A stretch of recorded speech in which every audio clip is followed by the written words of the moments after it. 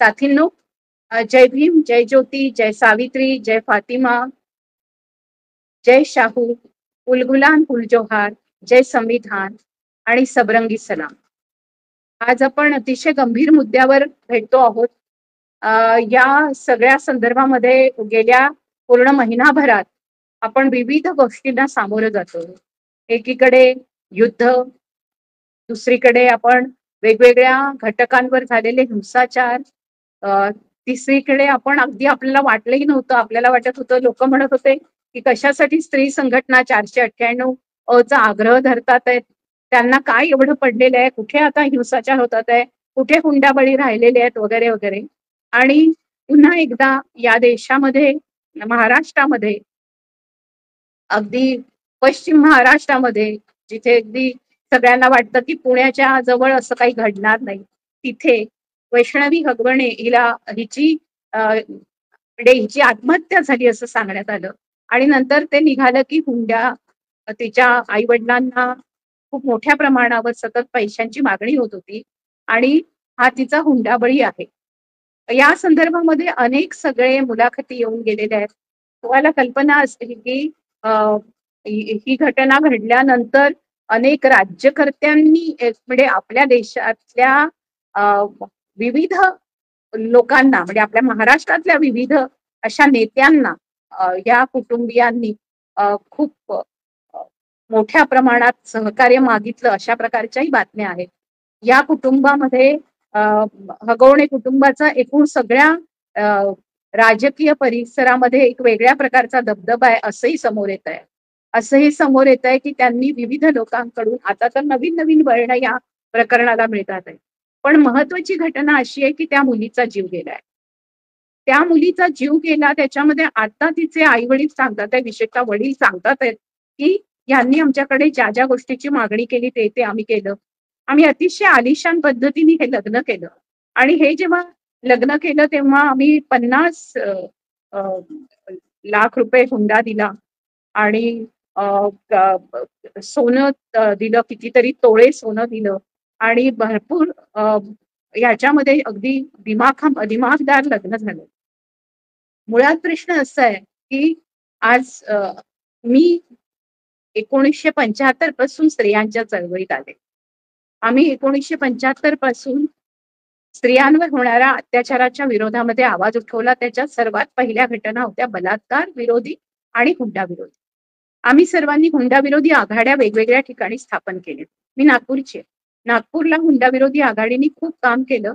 मला आठवतं त्या काळामध्ये एका मारवाडी कुटुंबामध्ये चंदा चोरडिया नावाच्या मुलीचा जाळून खून करण्यात आला आणि चंदाच्या आई वडिलांनी त्यांना जितका हुंडा हवा होता तो देण्यात आला नाही, म्हणून वर्ध्याजवळ आर्वी नावाचं जे गाव आहे तिथे तिला जाळून मारण्यात आलं.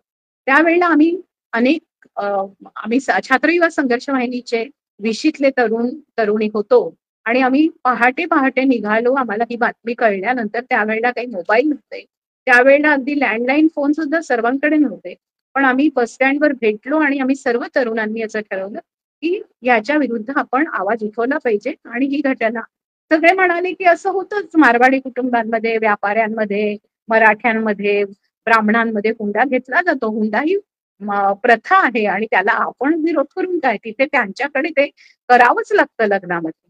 तेव्हा आम्ही ठरवलं होतं सर्व तरुणांनी की आपण प्रत्येक ठिकाणी जाऊन हुंडा घेणार नाही, हुंडा देणार नाही, अशा शब्द घेऊन अशा प्रकारची लग्न केली पाहिजे जी साधी लग्न असली पाहिजे. आता साधी लग्न असली पाहिजेत असं म्हटल्यानंतरही साधी लग्न म्हणजे कोणती, याचाही लोकांना प्रश्न पडू शकतो. त्यावेळेला छात्रयुवा संघर्ष वाहिनी, युवक क्रांती दल किंवा हुंडा विरोधी आघाडी, विविध स्त्री संघटना, बलात्कार विरोधी मंच, नारी अत्याचार विरोधी मंच, स्त्री अत्याचार विरोधी परिषद, संपूर्ण देशभरातल्या मानुषी किंवा सहेली किंवा जागोरी सारख्या नेटवर्कनी, किंवा नंतर स्थापन झालेलं नारी समता मंच असेल, स्त्री आधार केंद्र असेल, क्रांतिकारी महिला संघटना असेल, शैला लोही यांचा मनस्विनी धडपड प्रकल्प आणि मानवलोक प्रकल्प असेल, या सर्वांनी मिळून अनेकांनी, म्हणजे मराठवाडा, विदर्भ, खानदेश, पश्चिम महाराष्ट्र, कोकण, या सगळ्या भागातून स्त्रियांनी हुंडा विरोधी आघाड्या स्थापन करून हुंड्याच्या विरोधामध्ये वातावरण तयार केलं. एक खूप चांगलं नाटक त्यावेळेला ओम स्वाहा नावाचं IITच्या आणि इतर काही विद्यार्थ्यांनी मिळून दिल्लीपासून ते अगदी आपल्याकडच्या गल्लीपर्यंत हे सादर केलं, की प्रत्येक याच्यामध्ये म्हणजे प्रत्येक गोष्टीमध्ये तुम्ही पानं, फुलं सगळं वाहता, यज्ञामध्ये तूप वाहता, पण या देशामध्ये संपूर्णतः हुंड्याच्या यज्ञामध्ये मुलींना बळी दिलं जातं आणि मुलींना बळी देताना ओम स्वाहा म्हणून जणू काही मुलींना बळी देणं ही संपूर्ण समाजाला त्याच्याबद्दल काहीच वाटत नाही. अतिशय असंवेदनशील असा हा समाज आहे. तर चंदा चोरडियाच्या केसच्या संदर्भामध्ये आम्ही आर्वीला पहाटे 7:30 वाजता पोहोचून तिथे निदर्शनं केली. आम्ही फॅक्ट फाइंडिंग केलं की अशा पद्धतीने एखादी मुलगी जळून मरते म्हणजे काय, आणि ह्या हुंड्याच्या विरोधामध्ये आपण सर्वांनी काय काय केलं पाहिजे असं आम्ही सांगितलं. त्यावेळेला मी आणि माझ्या बरोबर प्राध्यापक किशोर दुबे म्हणून होते त्यावेळेला. तर आम्ही एक गीत पण लिहिलं की समानता पे स्थित ही समाज हमें चाहिए, जितना पुरुष मुक्त है उतनी ही स्त्री भी चाहिए. म्हणजे पुरुषांना हुंडा मागायचा अधिकार आहे आणि पुरुषांना जर हुंडा नाही दिला, वरदक्षिणा नाही दिली, बापांनी कन्यादान नाही केलं, तर त्या मुलीला हाकलून द्यायचं, मारून टाकायचं असाही अधिकार ज्या मनुस्मृतीने दिलाय किंवा ज्या संपूर्ण धर्मग्रंथांनी दिलाय त्याच्या विरोधामध्ये आपल्याला लढलं पाहिजे. आणि आपल्याजवळ जो कायदा आहे त्याचा उपयोग केला पाहिजे. एवढंच नव्हे तर ह्याला जर आपल्याला छेद द्यायचा असेल तर खर्चिक लग्न टाळली पाहिजे. आता मला खूप मजेदार वाटतं की त्यावेळेला आम्ही सगळ्यांनी अशा पद्धतीने काम केल्यानंतर माझं लग्न त्यावेळेला आंतरजातीय विवाह होता. रजिस्टर्ड मॅरेज केलं आणि 24 रुपयामध्ये माझं लग्न झालं. त्याच्यामध्ये खरंच मोठे मोठे लोक आले, ते आशीर्वाद देऊन गेले. कुणालाही गाड्या घोड्या याचा खर्च करावं केला नाही कोणी. आणि भादघोळे डॉक्टर रुपा कुलकर्णी यांचे आशीर्वाद होते वगैरे वगैरे असं सगळं. आणि अशी लग्न माझ्या अवतीभोवती राष्ट्रसेवा दल, छात्र भारती, छात्र युवा संघटना, युवक क्रांती दल, जनवादी महिला संघटना असतील किंवा किंवा SFI असेल, AISF असेल, याच्यामधल्या अनेक तरुणांनी अशा प्रकारची लग्न केली. ती आंतरधर्मीय होती, आंतरजातीय होती आणि त्याच्यानी आम्ही एक धडा घालून दिला. पण आणि त्याच्यामध्ये कोणी हुंडा घेतला नाही, कोणी हुंडा दिला नाही. आणि कन्यादानाच्या प्रथेला आम्ही सगळ्या स्त्रियांनी विरोध करत, स्त्री संघटनांनी कन्यादान आम्ही कधीही करू देणार नाही आणि केलं जाणार नाही अशा पद्धतीने खूप महत्वाची पावलं उचलली. पण आता स्त्रीमुक्ती चळवळीला म्हणजे स्वायत्त चळवळीला ज्यांनी अशा पद्धतीचं 1975 पासून पुन्हा एकदा स्त्रियांची चळवळ या देशामध्ये जी सुरू झाली, जी आधी सामाजिक क्रांतीची चळवळ होती, जिथे स्त्रिया शिकल्या, सुधारणा झाली, प्रगती झाली, त्याच्या प्रणेत्या सावित्रीबाई फुले, फातिमा शेख, महात्मा ज्योतिबा फुले असे होते ज्यांनी आम्हाला ज्ञानाची दारं उघडून दिली. ही ज्ञानाची दारं उघडल्यानंतरही आमच्यावर जर अन्यायाचा कहर होणाऱ्या मनुस्मृतीला आम्ही बायका विरोध करत नसू, आम्ही आमच्यामधून जर सावित्री, फातिमा किंवा मुक्ता साळवे किंवा ताराबाई शिंदे घडत नसतील, तर मग वैष्णवी हगवण्यासारखी केस घडणार, चंदा चोरडियासारखी केस घडणार. त्यावेळेला मला आठवतं की पुण्यामध्ये मी एक मंजुश्री सारडा नावाच्या अशाच एका मारवाडी कुटुंबामध्ये तिला मारून टाकण्यात आलं. दिल्लीमध्ये तर हुंड्यासाठी तंदूरमध्ये त्या मुलीला भाजून फेकण्यात आलं. अशा प्रकारच्या घटना आहेत. आज वस्तुस्थिती अशी आहे की वैष्णवीची घटना आल्यानंतर संपूर्ण समाज असा हादरला आणि सगळी तरुण मुलं पण म्हणायला लागली की आम्हाला तर माहितीच नाही, आम्ही आता हुंडा घेत नाही, हुंडा देत नाही, असं आम्ही करतो.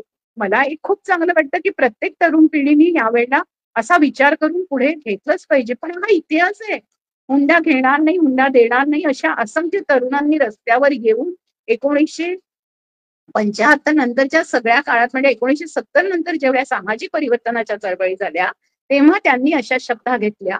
1961 मध्ये हुंडा विरोधी कायदा जो आला त्या 1961च्या कायद्याच्या नंतर त्याच्यामध्ये काही सुधारणा होत गेल्या.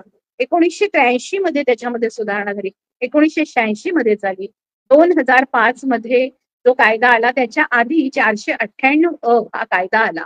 नवविवाहित स्त्रीचा जर 7 वर्षे विवाहाला व्हायच्या काळामध्ये 7 वर्षांच्या काळामध्ये जर तिचा छळ झाला, तिला हुंडा मागण्यात आला, तिला कुठल्याही प्रकारच्या वस्तू मागण्यात आल्या, तिला जर अशा प्रकारे तिचा छळ करण्यात आला आणि तिला सांगण्यात आलं की तू आईवडिलांकडून काही घेऊ नये किंवा प्रत्यक्ष किंवा अप्रत्यक्ष म्हणजे आजकाल इतकं अप्रत्यक्ष पद्धतीने म्हणजे मुलींची लग्न करायचं, मुलींना नोकरी करायला लावायची आणि तिच्या नोकरीवर जगायचं आणि स्वतः काहीच करायचं नाही आणि पूर्णपणे तिच्या आई वडिलांकडून आणि तिच्याकडून सगळ्या गोष्टी करून घ्यायच्या. अशा प्रकारची ही अप्रत्यक्ष हुंडा हे पद्धत राबवण्यात येते. या वैष्णवीच्या कुटुंबामध्ये जे घडलं ते खूप विचार करण्यासारखी गोष्ट याच्याकरता आहे, की आत्ताच नुकतंच अंबानीचं मोठं लग्न होऊन गेलं. त्याच्यामध्ये आपल्या देशामधल्या यच्च यावत श्रीमंत लोकांना बोलवण्यात आलं आणि एवढंच नव्हे तर विदेशातल्याही सर्वात श्रीमंत लोकांना बोलवण्यात आलं आणि श्रीमंतीचं मोठं प्रदर्शन करण्यात आलं. या श्रीमंतीच्या प्रदर्शनामध्ये एक खूप महत्वाची गोष्ट घडली, की या श्रीमंतीच्या प्रदर्शनामध्ये मुलगा कसाही असेल, पण मुलगी आणि मुलीचे तुल्यबळ असे पालक असले पाहिजे. हे तुल्यबळ पालक म्हणजे कशाची तुलना? तर अंबानीकडे जेवढी संपत्ती आहे तेवढी आणि त्याच्यापेक्षाही जास्त त्या मुलीकडे संपत्ती आहे की नाही सुनेकडे, हे पण बघण्यात आलं. ती किती मोठ्या कुटुंबातली आहे, तिला कसे संस्कार आहेत, असं सगळं म्हणून प्रत्येक गोष्ट टीव्हीवर दाखवण्यात आली. 3-3 दिवसांचे सोहळे दाखवण्यात आले. ज्या पद्धतीने आज सगळ्या लग्नांचे पुन्हा सोहळे करण्यात येतात आहे, दाखवण्यात येत आहेत, हा पूर्ण व्यापार आहे. आमच्या वेळेला आम्ही म्हणजे आज मला मला वाटलंच नव्हतं. मला असं वाटत होतं की मी म्हातारी होईल त्यावेळेला मी कधीही म्हणणार नाही आमच्या काळात. कारण नवीन पुढे काळ जातो आणि त्या काळामध्ये पुन्हा नवीन गोष्टी घडत असतात, असं मला वाटत होतं. पण ही सपशेल खोटी ठरले आणि मला म्हणावं लागतंय की आमच्या काळामध्ये आम्ही घोषणा देत होतो की तिलक नाही, दहेज नाही. तिलक म्हणजे साखरपुडा, वरदक्षिणा आणि यामध्ये मुलांना वराला सगळं काही द्यायचं. लग्नाच्या आधीपासून जे लग्न सुरू होतं, लग्न नावाची गोष्ट मांडवली केली जाते, त्याला मांडवली हे म्हणतात, हा शब्द योग्य आहे. जो व्यापार केला जातो दोन ह्याच्यामध्ये, तो फक्त देहसंबंध शरीर संबंधासाठी नसून या दोन व्यक्तींमध्ये व्यापार केला जातो आणि या व्यापाराचं रूप इतकं भयंकर आहे की आई वडिलांनी वधूच्या आई वडिलांनी संपूर्णतः मुली जन्माला आल्यानंतर इतके तोळे सोनं, इतके तोळे इतक्या कापडांचा खर्च, तिचं घर बांधून देणं, हे सगळं जणू काही म्हणजे संपूर्ण ही जी पिढी आहे, ही संपूर्ण जे पुरुष आहेत ते पुरुष इतके पंगू आहेत, त्यांच्यामध्ये त्यांना बिलकुल कुठलंही करण्याचं सामर्थ्य नाही. ते अतिशय म्हणजे खरं तर विकलांग शब्द ही त्या माणसाची त्या वेदना आहे किंवा त्या माणसाचं कारुण्य आहे त्याच्यामध्ये आणि त्याच्यातून त्यांनी सक्षमता घेतलेली आहे. पण हुंड्यासाठी पूर्णपणे स्वतःमध्ये मानसिक, आर्थिक आणि असं अपंगत्व मुद्दामहून ओढून घेऊन आम्ही काहीही करणार नाही. पण मला माझ्या बायकोनी येताना माझ्यासाठी ही कार आणली पाहिजे, BMW दिली पाहिजे, ऑडी दिली पाहिजे, आणखी कुठल्या कुठल्या कार आलेल्या आहेत ते कार दिल्या पाहिजे, मला स्कूटर दिली पाहिजे, मला माझ्या बायकोनीच बायकोकडच्या सगळ्यांनी मला फ्लॅट घेऊन दिला पाहिजे, मला राहायला जागा दिली पाहिजे. अशा प्रकारे जणू काही मुलाच्या आईला वरमायला मुलगे झाले म्हणजे काहीतरी आभाळ ठेवणं होतं. कारण मुलगे होणं याचा अर्थ ज्या आमच्या घरी मुली झाल्या त्या आई बापांनी यांना आपल्या मुलासाठी दाती तृण शरण येऊन आपली मुलगी दिली पाहिजे. अरे मुली इतक्या वाटेवर पडल्या आहेत का या देशामध्ये? जर आपण मुलींचं एकूण म्हणून मग मुलींची संख्या कमी होणं का घडतं? तर त्याच्यामधलं एक कारण हुंडा सांगितलं जातं आणि म्हटलं जातं की ती मोठी झाली की आम्हाला हुंडा द्यावा लागेल, त्याच्यापेक्षा मुलगी न झालेली बरी. म्हणजे हा जो सगळा एकमेकांशी धरलेला एकमेकांची ही जी साखळी आहे, ही साखळी खूप जीवघेणी आहे आणि ही साखळी ही उच्चवर्गीयांकडून उच्चवर्णीयांकडून एकूण संपूर्णतः जे धर्मग्रंथ लिहिले गेले त्या धर्मग्रंथातून अशी आली. आधी आदिवासींमध्ये जर बघितलं तर त्यांच्या इथे अशी पद्धत आहे, अजूनही आहे काही ठिकाणी, की त्यांच्याकडून जेव्हा मुलगी दुसऱ्या घरात जाते तेव्हा ते म्हणतात आमच्या घरचे 2 हात चाललेले आहेत. आणि इथे जो उच्चभ्रू सुशिक्षित स्वतःला संस्कृतीनिष्ठ असा समाज म्हणतो, तो म्हणतो आमच्याकडे एक खाणारं तोंड एक्स्ट्रा येणार आहे. ते खाणारं तोंड तुमच्याकडे एक्स्ट्रा येणार आहे तेव्हा ते तुमच्या वंशाला दिवा पण देणार आहे, ते तुमच्या घरात येऊन कष्ट पण करणार आहे, असं या सुसंस्कृत म्हणणाऱ्या समाजाला दिसत नाही. पण सभ्य आदिवासी समाजामध्ये ते म्हणतात की आमची मुलगी म्हणजे आमचे 2 हात तिथे जातात आहे, त्याच्यामुळे तुम्ही आम्हाला ब्राईड प्राइस द्या.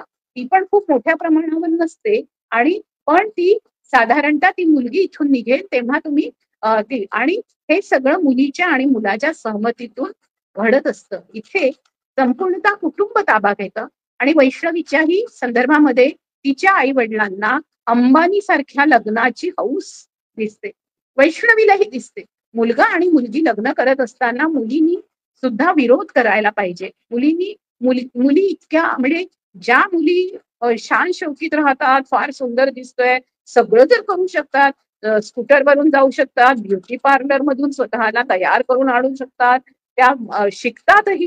पण त्यांची मानसिकता जर अशी असेल की मी शिकले आहे तर माझ्यापेक्षा अजून दोन अ, दोन म्हणजे दुपटीने जास्त शिकलेला नवरा पाहिजे.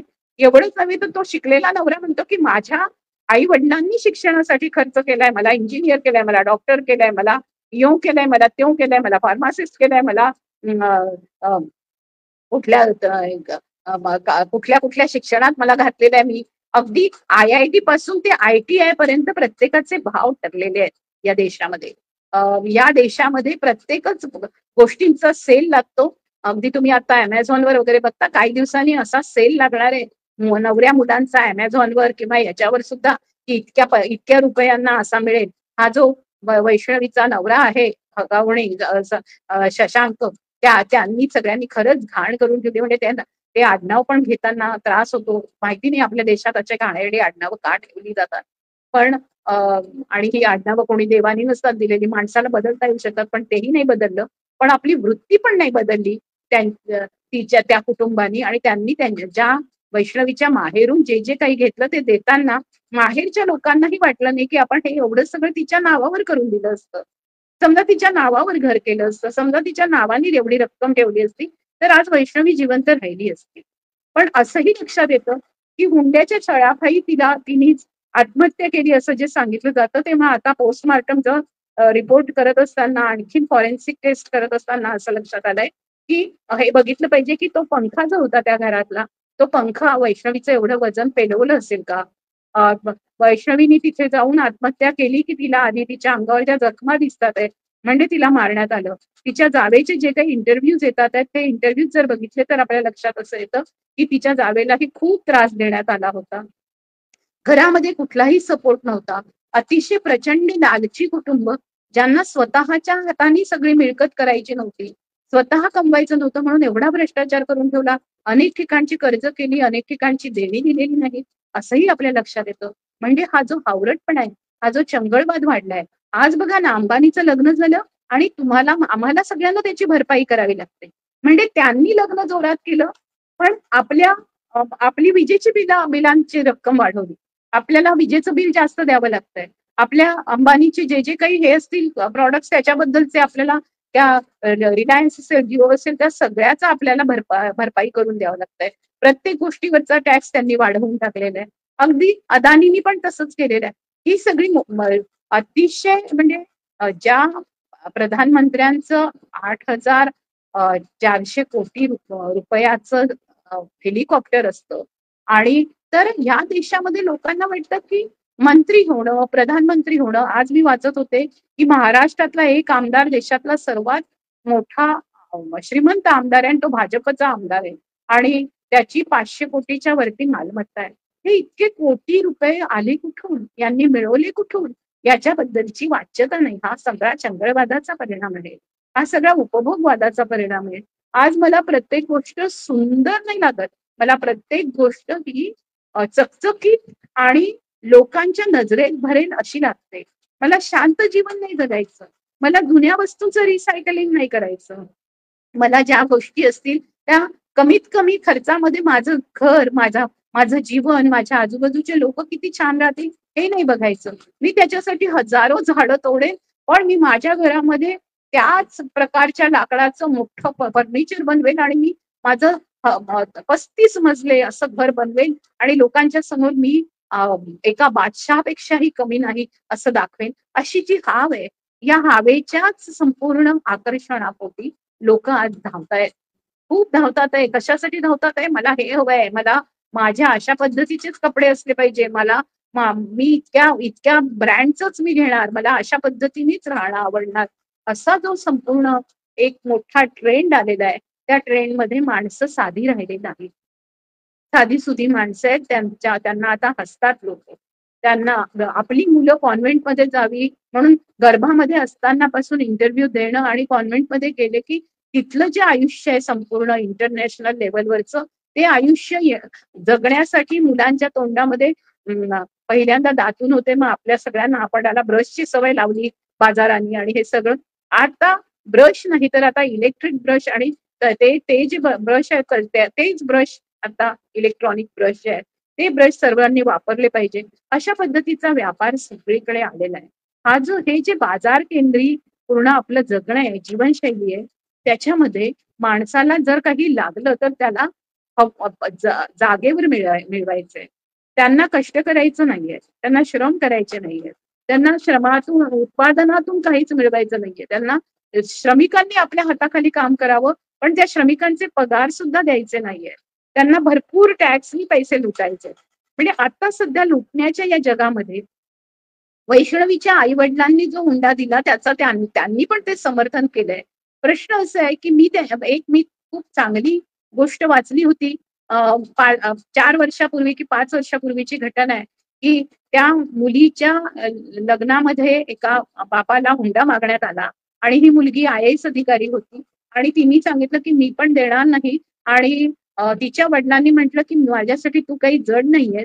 ते तिची वरात पूर्ण मागे घेऊन आले बाहेर आणि तो मुलगा पण IAS होता पण अडून बसला आणि ते वडील जे आहेत ते मुलीला घेऊन घरी परत आले आणि त्यांनी तेवढ्या पैशांमध्ये अनेकांची सामूहिक लग्न लावली आणि एवढंच नव्हे तर आपल्या मुलीला सांगितलं की हे घर तुझ्यासाठी उघडं आहे, तू कायम इथे येऊन राहू शकते. हे घर तुला परकं नाही. घरामध्ये आईबाबांच्या सोबत माहेरी सुद्धा भांडणं होतात. आई वडिलांशी वाद होतात. पण आई वडिलांचं घर हे मुलींसाठी कायम उघडं असलंच पाहिजे. त्यांना कुठल्याही क्षणी वाटलं तर त्यांना निघून येण्यासाठी दारं उघडी असली पाहिजे.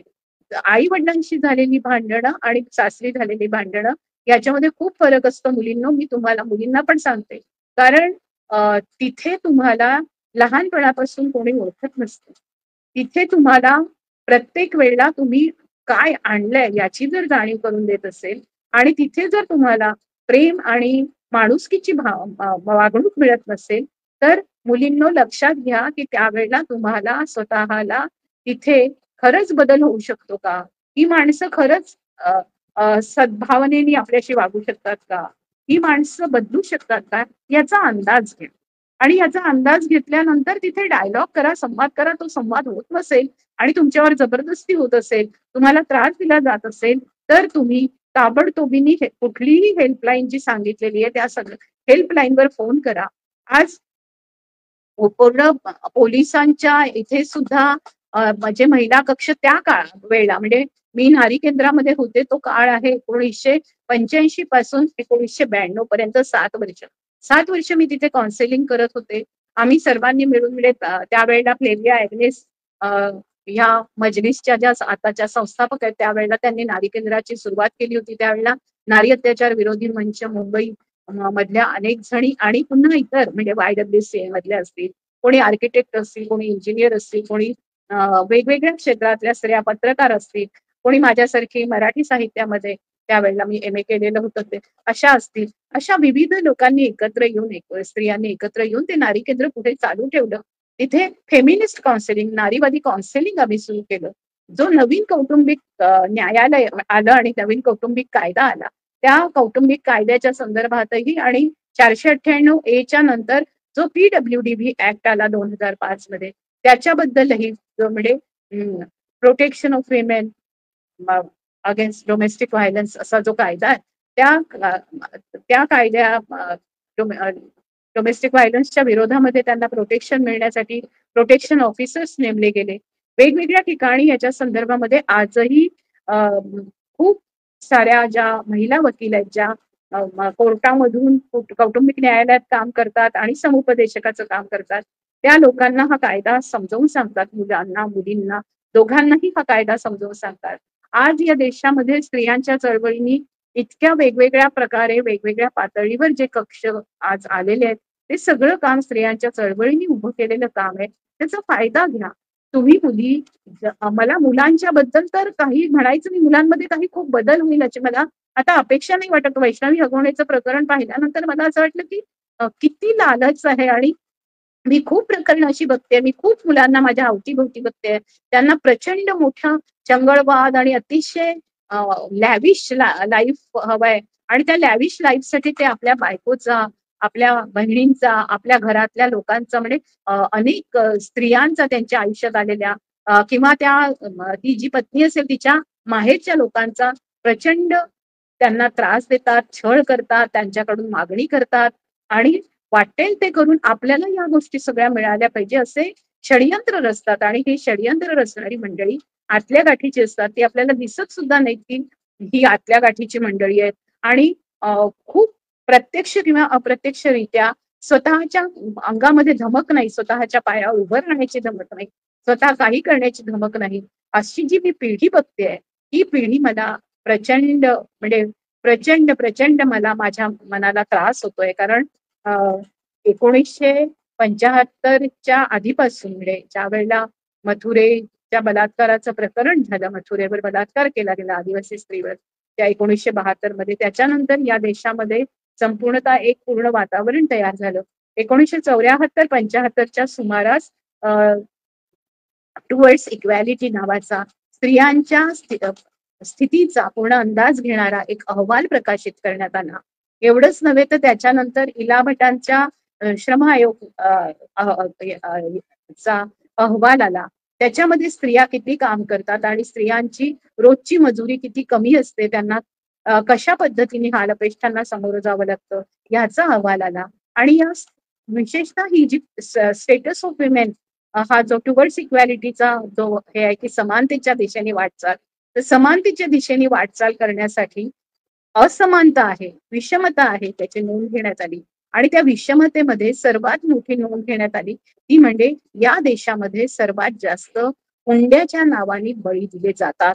हुंडा बळीच्या केसेस खूप आहेत. आजही महाराष्ट्रामध्ये, मी आता मगाशी बघत होते, संपूर्ण देशामध्ये 2022 पर्यंतचा एनसीआरबीचा आकडा आहे, नॅशनल म्हणजे क्राईम ब्युरोचा जो आकडा आहे, नॅशनल क्राईम रिसर्च ब्युरोचा जो आकडा आहे, तो आकडा जर बघितला तर तो मागच्या म्हणजे 2021 मध्ये तो काहीतरी 6,900 होता, तो 2022 मध्ये 6,700 झाला. तर त्याच्याबद्दल म्हणायला लागले की जरा रेट कमी झाला, पण कदाचित कुठेतरी काहीतरी मोजण्यात चूक झाली असेल. कारण आता जर बघितलं तर महाराष्ट्र राज्यामध्ये दर 16 तासांनी एक हुंडाबळीची केस घडते असा रिपोर्ट आहे. या संदर्भामध्ये महिला आयोगाने दखल घेऊन खरं तर वैष्णवीच्या संदर्भामध्ये पूर्णपणे जे दोषी आहेत आता त्या दोषींना पकडलंय आणि त्यांच्यावर कारवाई चालली आहे वगैरे वगैरे असं जरी असलं तरी या उदाहरणावरून पुन्हा एकदा खूप मोठं जनजागरण करण्याची गरज आहे.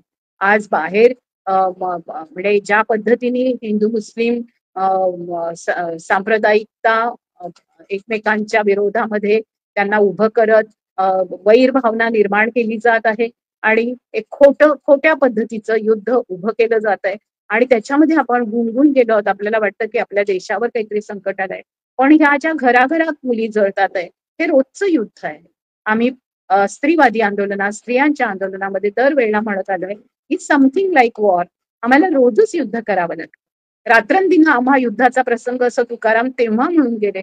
आज इतक्या वर्षानंतर सुद्धा आपल्याला रात्रंदिन आम्हा युद्धाचा प्रसंग असेल, मुलींच्या डोळ्याला डोळा लागत नसेल, मुलींना प्रत्येक वेळेला त्या घरामध्ये राहताना आपला नवरा, आपली सासू, आपला सासरा, आपला दीर आपल्याला कधी मारून टाकेल याची शाश्वती नसेल, या मुली किती दहशतीत वावरत असतील याचा विचार करा. ही जी दहशत आहे, ही दहशत ही कुठल्याही इतर आतंकवादी कदाचित आपल्यावर गोळ्या घालायला येत असतील, त्याचा आपण एवढा मोठा बडेजाव करून त्याच्या विरोधात लढायला सगळे जसं एकवटतो, मग आपल्याला कळत कसं नाही की हा जो आपल्या घरामध्येच गोळीबार होतो, आपल्या घरामध्ये मुली फास घेतात, आपल्या घरामध्ये मुलींना निराशा येते, आपल्या घरामध्ये पुरुष सत्ताक पद्धती एवढी आहे की त्याच्या नावाखाली वर मायला माहिती नाही काय वाटतात, तिला कसले शिंग फुटतात, पण लोकांनाही कळत नाही आणि तिलाही कळत नाही आणि त्या पुरुषांनाही कळत नाही की मुलगा आणि मुलगी होणं कोणावर कशा पद्धतीचं आहे. आज शरीराची रचना कशी आहे, आणि समजा एखादीला मुली झाल्या तर तो तिचाच दोष आहे का? तर तो तिचा दोष नाहीये. आणि त्याच्याकडून जर X आला तर मुलगी होते, त्याच्याकडून जर Y आला तर मुलगा होतो. त्याच्यामुळे हे स्त्रियांनाही कळलं पाहिजे की ऍक्च्युअली त्यांना ज्या पद्धतीने बाहेर काढून टाकण्यात येतं, तुला मुलगा झाला नाही आणि तुला मुलगी झाली, मी तुझ्यासाठी तुझी वाट वाट बघितली, आता मला दुसरं लग्न केलं पाहिजे तरच मला मुलगा होईल, अशा पद्धतीच्या समजुती सुद्धा याला कारणीभूत आहे. कारण मुलगा झाला तर आपल्याला काय काय मिळेल याची सूची, म्हणजे मुलांनो लक्षात घ्या की तुम्ही बाजारातली वस्तू आहात. मुलांनो लक्षात घ्या की तुम्ही कुठल्या तरी मुलीच्या दारात जाणार आहात आणि भीक मागणार आहात. तुम्ही भिकारी म्हणून वाढवले गेलेले आहात. तुम्हाला स्वतःची अक्कल नाहीये असं समजून तुमच्या आई वडिलांनी वाढवलंय. तुमच्या आई वडिलांचा तुमच्यावर पूर्णपणे विश्वास नाहीये, म्हणून तुम्ही कुठल्याही खंबीरपणे काहीच करू शकणार नाही. म्हणून तुम्ही अशी मुलगी करा की जिच्या घरून तुम्हाला सगळं काही मिळत राहील आणि सतत मिळत राहील, अशा पद्धतीचं खतपाणी तुमच्या डोक्यामध्ये तुमच्या आई वडिलांनी घातलेलं आहे.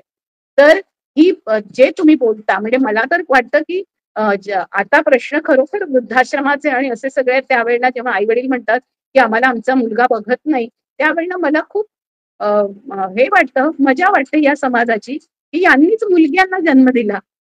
अनेक ठिकाणी आपल्याला दिसतं की मुली आई वडिलांना सांभाळतायत. मुलींनी ज्या वेळेला खरोखर आई वडिलांना गरज होती त्यावेळेला मुलींनी त्यांची जबाबदारी घेतली आहे. आणि ज्या वेळेला आई वडील मरणाच्या दारात आहेत त्यावेळेला मुलगे पटकन टपून तिथे येतात, कारण त्यांना माहिती असतं की आता आपल्याला इस्टेट मिळाली पाहिजे. म्हणजे जर व्यापारी खेळ आहे, सगळंच जर अर्थकारणाशी जोडलेलं आहे, तर मग आपल्याला घर नावाची, कुटुंब नावाची संस्कृती आहे का? कुठल्या धर्माच्या आणि संस्कृतीच्या गप्पा आपण करतो? आणि ह्या सर्वात जास्त केसेस ह्या हिंदू धर्मामध्ये आहेत. आपल्या देशामध्ये 82% लोक हिंदू आहेत. हे लक्षात घ्या. या 82% लोकांमध्ये सर्व जे जे कोणी उच्चवर्णीय उच्चवर्गीय लोक आहेत, ते अशा मोठमोठ्या शाद्या करू शकतात, एवढे श्रीमंत आहेत तसे आपल्याला दाखवू शकतात.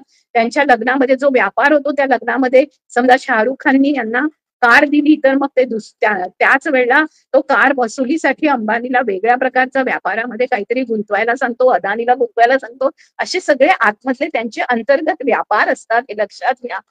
तुम्हाला आम्हाला अशा पद्धतीने जर स्वप्न पडायला लागली चंगळवादाची आणि अशा प्रकारच्या लग्नामध्ये सुख असतं असं वाटायला लागलं, तर तबाही दूर नाहीये, नाश दूर नाहीये, विनाश दूर नाहीये. ह्याला हा चंगळवादी विकास वाटत असेल तुम्हाला, पण मी खरंच सांगते, खूप सुंदर घर असू शकतं, खूप सुंदर आपण राहू शकतो. अगदी साध्या साध्या गोष्टीमध्ये सौंदर्य असतं. खूप काहीतरी चकचकीत आणि भगभगीत आणि अशा पद्धतीच्या गोष्टी घेऊन होत नाही. आज पेट्रोलवर चालणाऱ्या कार हळूहळू महाग होणार आहेत, पण मला तशीच कार हवी अशा पद्धतीचं आपण करतो.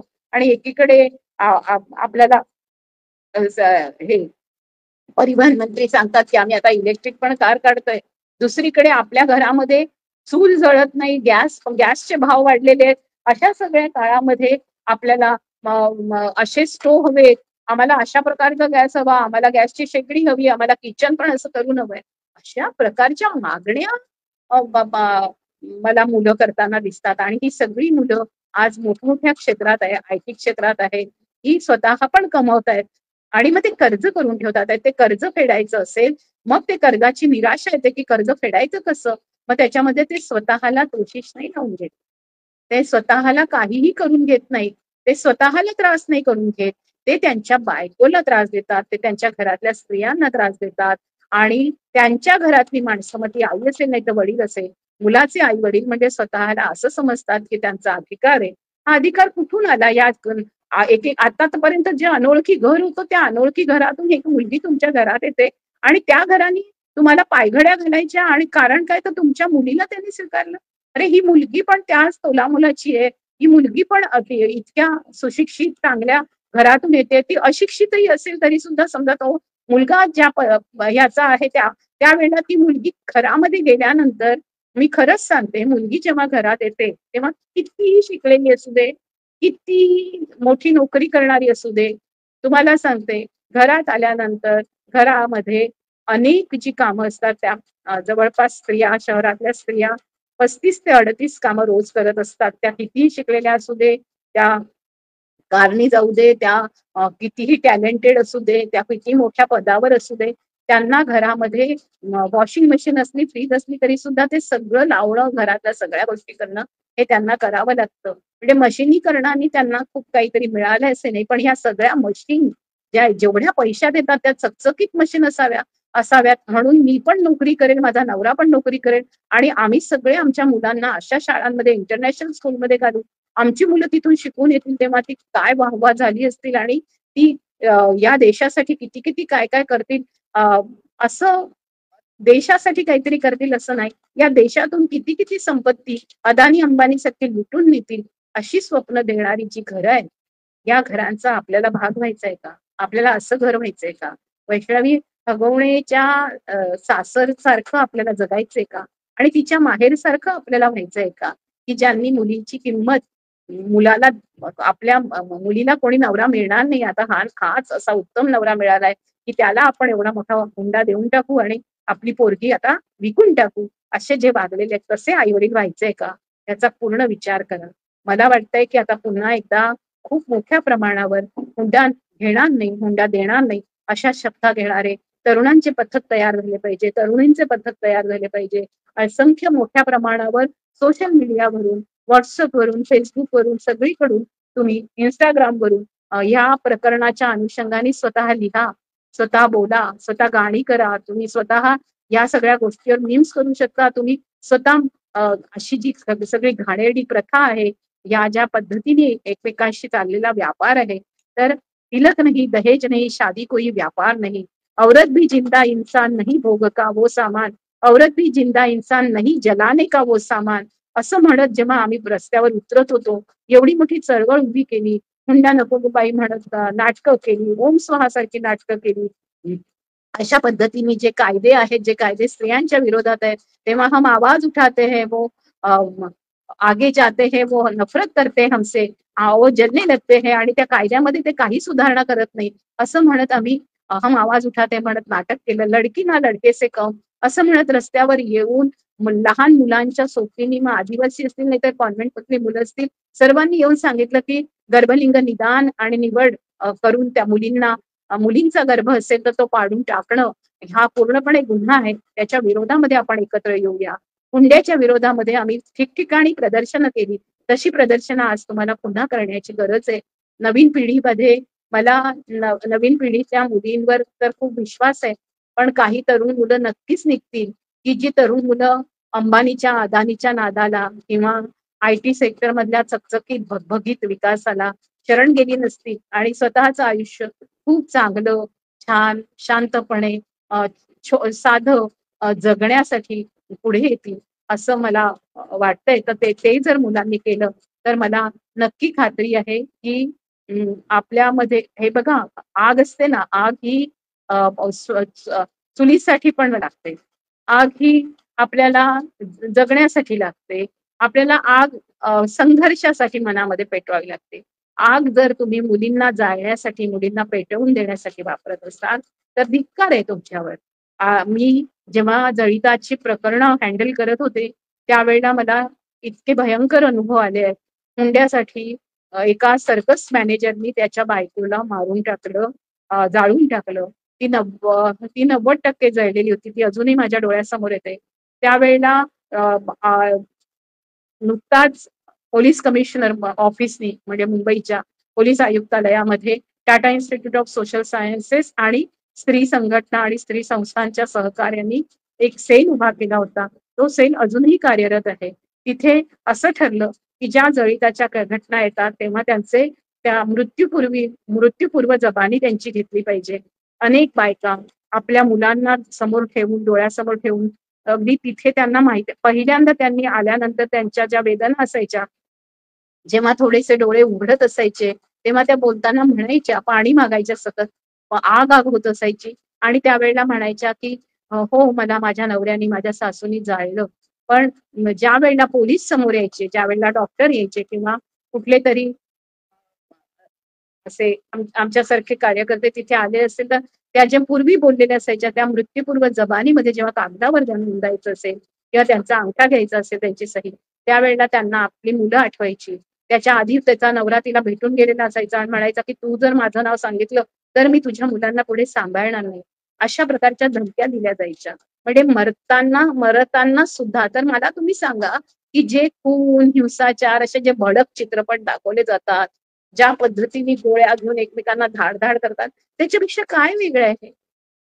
घरामध्येच तुम्ही एका संपूर्ण सुंदर हलत्या चालत्या माणसाला, ज्यांच्या मनामध्ये उर्मी आहे, जगण्याची आकांक्षा आहे, जगण्याचं खूप काही आहे, त्या संपूर्णतः घरामधल्या सगळ्या जबाबदाऱ्या उचलणाऱ्या एका व्यक्तीला, जी व्यक्ती खरा तर घरामध्ये जबाबदारी न उचलणारी व्यक्ती मस्त आरामामध्ये खात पीत असते, आणि अशा एका संपूर्णतः जिवंत माणसाला तुम्ही सरळ सरळ समोर जाळून टाकता. आणि त्यांची मुलं सुद्धा हे बघत असतील तर त्यांच्या मुलांच्या मनावर परिणाम झाल्यानंतर ते आपल्या बायकांशी असेच वागणार. त्या मुली म्हणणार की माझं आयुष्य आमची आई जशी गेली तशीच. म्हणजे तुम्ही आयुष्यामध्ये संपूर्ण मानसिक नैराश्य पेरताय आणि कुठल्या मानसिक आरोग्याच्या गोष्टी करताय.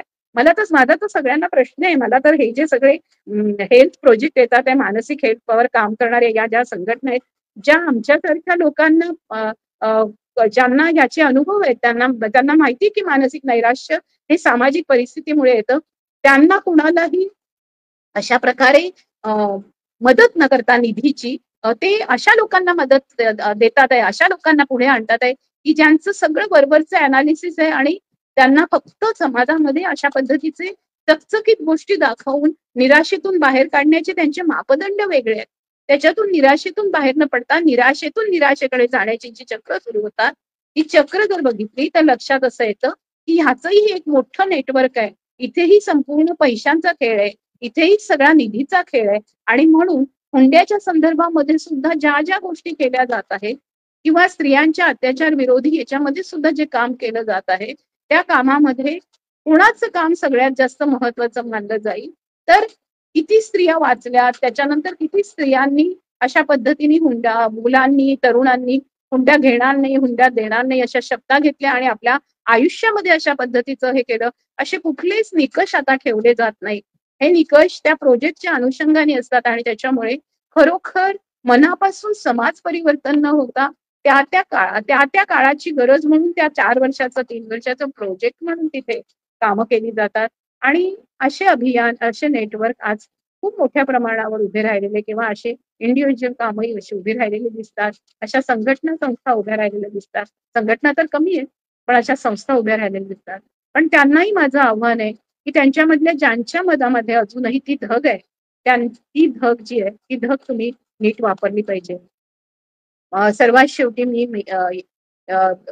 जेव्हा सुरेखा भोतमांगेवर अत्याचार झाले आणि तिला मारून टाकण्यात आलं, तिच्या मुलांना मारून टाकण्यात आलं, तेव्हा मला एक गीत सुचलं होतं की आमच्या सर्वांच्या मनामध्ये आग पाहिजे, खरं तर लढण्यासाठी आग पाहिजे, पण आमची आग जी आहे ती खरोखर सोनी सोरीला ऍसिड टाकून जाळण्याचा प्रयत्न, कुठल्या तरी मुलीवर रिंकू पाटीलला एकतर्फी प्रेमातून मारून टाकण्याचा प्रयत्न, चंदा चोरडिया मंजुश्री साडाला हुंड्यासाठी मारून टाकण्याचा प्रयत्न, एखाद्या बाईला तंदूरमध्ये फेकून मारून टाकण्याचा प्रयत्न, एखादी अगदी मथुरापासून ते निर्भयापर्यंत झालेली मनोरमा असेल, नाहीतर रमिजाबी असेल, नाहीतर बिल्किस बानो असेल, यांच्यावर बलात्कार करायचा आणि ज्या बायका पुन्हा जगण्यासाठी उमेदीने उभ्या राहतात त्यांना पुन्हा एकदा खाईत टाकायचं आणि त्यांना पुन्हा मारण्याचे प्रयत्न करायचे, जगू द्यायचं नाही. अशा सगळ्या इच्छा आकांक्षा कुरडण्याचे आणि खोडण्याचे जे प्रयत्न सुरू आहेत, त्याच्यात एक ही वैष्णवी पण आहे.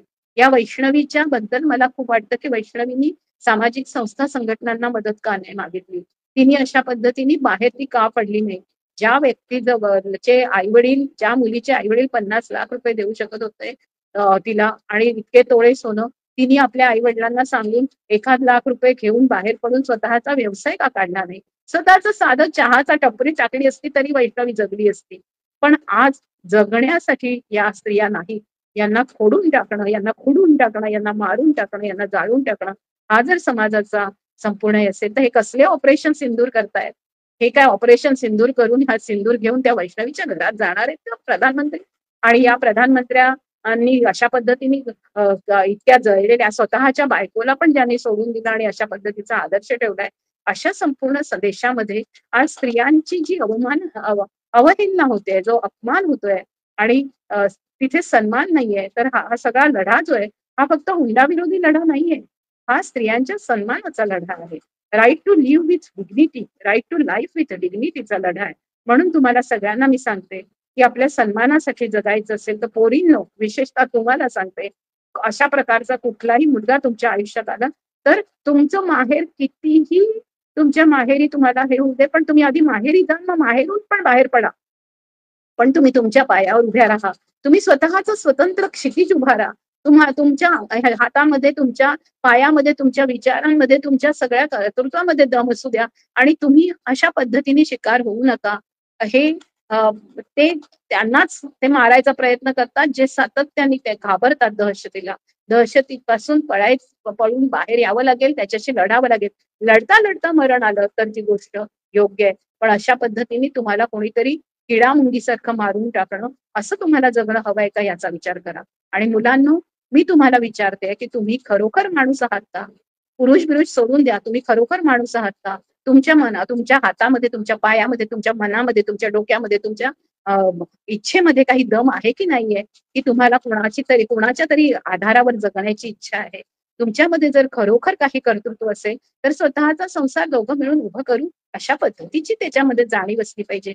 मी पण माझं संपूर्ण जगणं माझं स्वतःच करेन आणि मी माझ्या जगण्यासाठी कुणाकडे हात पसरणार नाही, मी भीक मागणार नाही, मी भिकारी नाहीये, मी माझ्या पायावर उभं राहीन, मी मेकॅनिक होईल, मी काही पण करेन, मी कुठलंही छोटंसं वडापावचं दुकान टाकेल, पण मी अशा पद्धतीने कुणासमोर हात पसरणार नाही. मी माझं स्वतःचं कर्तृत्व आणि नेतृत्व दाखवेन. अशा पद्धतीची जोपर्यंत तुमची धारणा होत नाही, तुम्ही संवेदनशील राहत नाही, आपल्या बायकोचा घरामध्ये छळ होतोय त्याच्याबद्दल तुम्ही जर आवाज उठवला नाही, तर तुम्ही अक्षरशः एक संपूर्ण अगदी लेच्यापेच्या असा तो माणूस असतो ना, तो म्हणजे अगदी असं असं जनावर असतं ज्याला काहीच हालचाल करता येत नाही, पडून राहिलेलं आहे, असं निश्चित आहे, ज्याला अगदी लोचट आहे. अशा पद्धतीचं जगणं तुम्ही जगताय हे लक्षात घ्या. मला नाही वाटत की या देशामध्ये अशा पद्धतीने लोचट आणि फक्त संपूर्णपणे एकदम लालसा असणारं आणि अशा पद्धतीने लालची आणि चंगळतावादी जगणारेच सगळे असतील असं नाही. त्याच्यामुळे जर तुम्हाला खरोखर माझं हे सगळं ऐकल्यानंतर वाटत असेल की आम्हाला असं जगायचं नाहीये चंगळतावादी पद्धतीने, आम्हाला खरोखर हुंडा नको, हुंडा आम्ही घेणार नाही आणि हुंडा देणार नाही, अशा पद्धतीचे तरुण तरुणी एकत्र करून आम्ही या समाजाला बदलण्याची आमच्यामध्ये खूप मनामध्ये आग आहे. आम्हाला कोणाला जाळून टाकण्यासाठी ही आग नाही वापरायची. ही आग आम्हाला लोकांना हातामध्ये मशाल घेऊन लोकांना जागृत करून संपूर्णतः विषमता आणि अन्याय आणि अशा पद्धतीने लोकांवर होणाऱ्या अन्यायाच्या विरोधामध्ये उठून आम्हाला एकत्र यायचंय. तर मग मी म्हणेन की खरं आहे. माझं एक गीत आहे, ते गीत मी तुम्हाला ऐकवते, जे मी त्या सुरेखा भोतमांगे गेल्यानंतर लिहिलं होतं.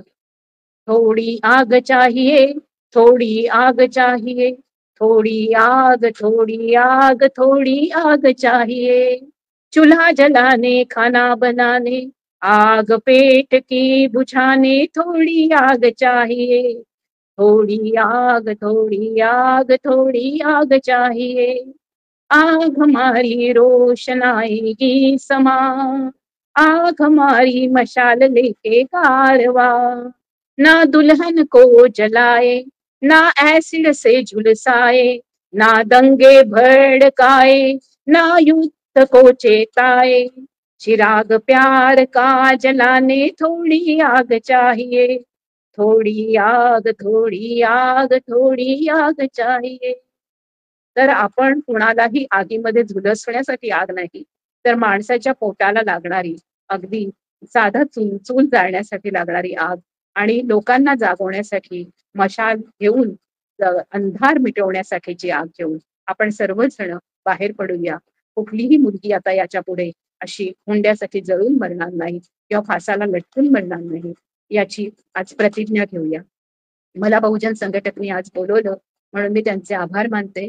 जय भीम, जय ज्योती, जय सावित्री, जय फातिमा, जय शाहू, उलगुलान जोहार, जय संविधान आणि सबरंगी सलाम. जिंदाबाद.